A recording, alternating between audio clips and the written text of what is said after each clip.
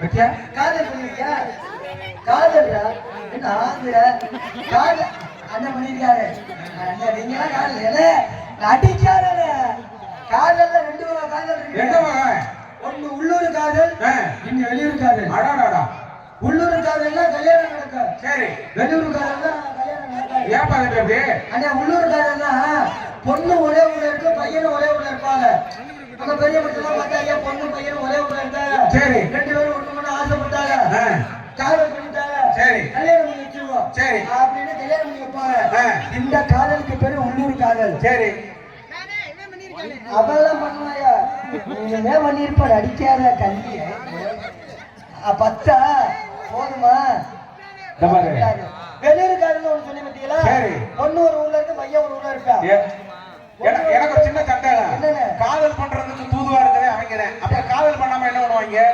அப்படி காதல் பண்ணணும்ல. காதல் பண்ணா தப்புன்னு யாரு சொன்ன? தப்பே இல்லையே. நான் சொல்றேன், நம்ம காளியாத்தம்மள சத்தியமா காதல் பண்ணி கல்யாணம் பண்ணி பெரிய பெரிய நல்ல நிலைமையில வாழ்ந்தவங்களும் இல்லையா? இருக்காங்க. காதல் பண்றது தப்பு இல்ல, காதல் அழிக்கிறது தப்பு. ஆமா, காதல் அழிக்கிறாங்க, அதுதான் தப்பு. இப்படி காதல ரெண்டு காதல் இருந்தால நம்ம எல்லாம் ஊரு விட்டு ஊரு வந்திருக்கா. அதனால அந்த இடத்துல நம்ம ஊரு விட்டு ஊரு வந்து காதல் கீழல் பண்ணாதீங்க.